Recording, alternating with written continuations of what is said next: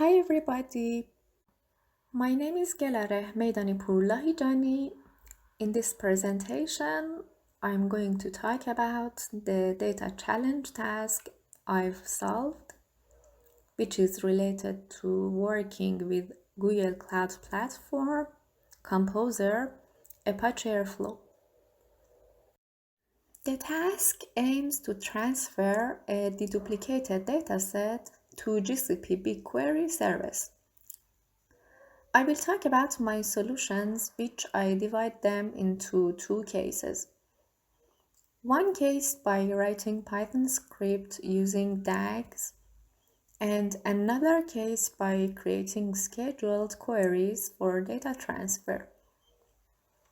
The results are also stored in an empty table in the SQL workspace or into CSV files in the cloud storage.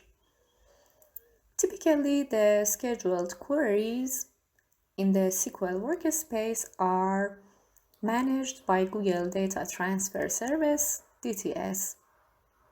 This service automates data movement into BigQuery on a scheduled managed basis.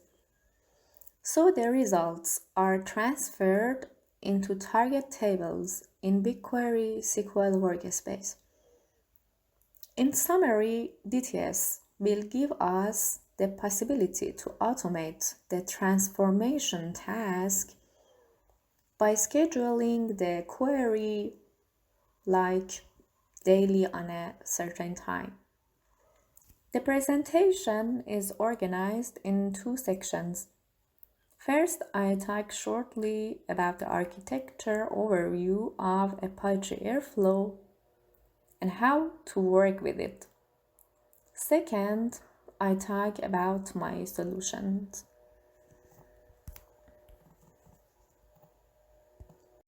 Airflow is a platform that lets us build and run workflows.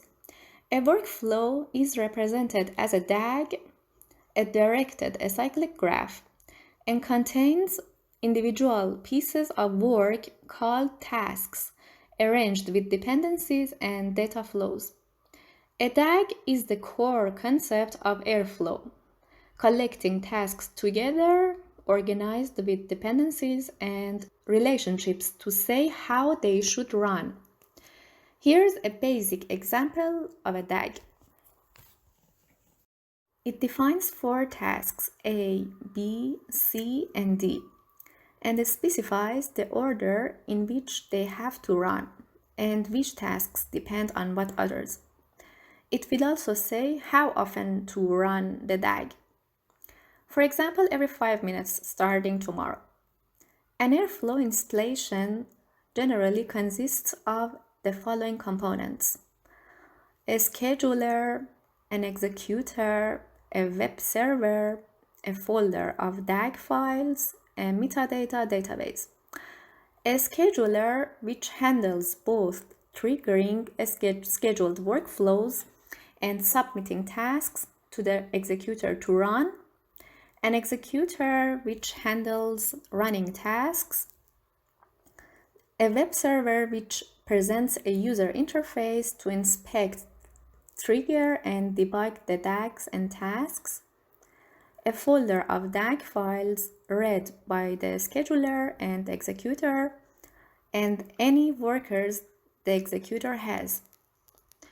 A metadata database used by the scheduler, executor, and web server to store state.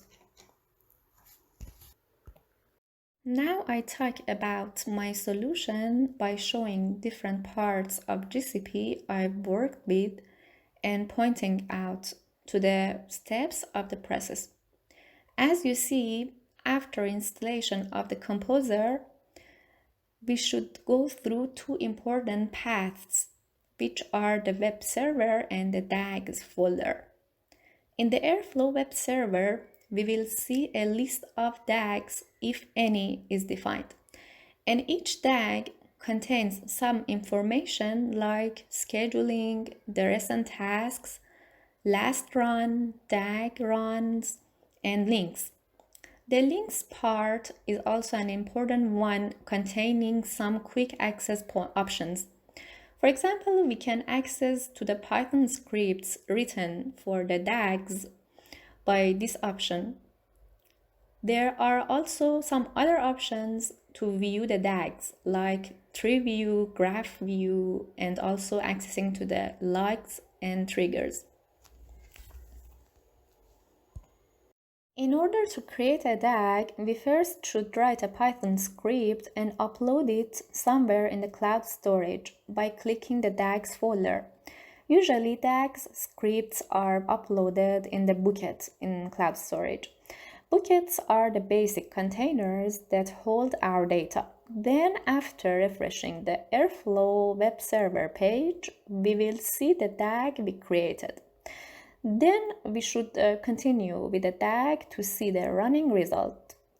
To do so, we should click the DAG's name, which will redirect us to the page that contains all the information about the runs of the DAG. By clicking Trigger button and confirming, we will see the task run schedules in tree view. By clicking on a green node, a window appears that contains information like task instance details and logs created for the results. There is also another option, Graph View, to clearly see the tasks in the DAG and their priority for running. The script written in Python contains several parts including arguments, DAG, and the tasks, and at the end, the priority of the tasks is defined by bit shift operator, which indicates the upstream or downstream tasks. There is also a SQL workspace in the BigQuery of Google Cloud Platform, in which we can insert datasets and create tables within them. Then we can query for accessing part of data we would like to have. As you see, I have inserted the data from Music Brain Z dataset using its tables, schema, and inserted some tables there. Then I wrote two tasks, one for querying data and sorting the results in a fresh table I created in the BigQuery SQL workspace. The other one for storing the results from the table in SQL workspace to a target CSV file in the cloud storage. I wrote several queries in different DAGs to access parts of data. One time I used inner join of two tables using BigQuery operator. The other time I used group by and having operators for accessing unique data. Another time I used distinct operator for deduplicating the data. Shortly saying, my solution transfers queried data between BigQuery SQL workspace and cloud storage. For the sanity check of a table and an example of deduplication in some columns, I used the following queries in the SQL workspace. The first one finds the null values in a table given a column name.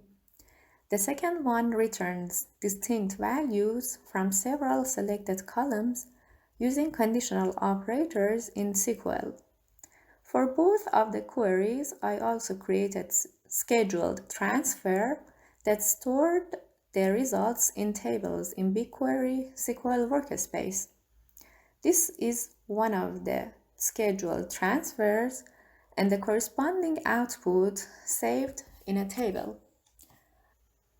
By doing this task, I found working with Google Cloud Platform is relatively easy, efficient, and fast, especially for creating automated data pipelines to author, schedule, and run the tasks written in Python scripts, and then checking the tasks logs, viewing the status of the tasks like success or running.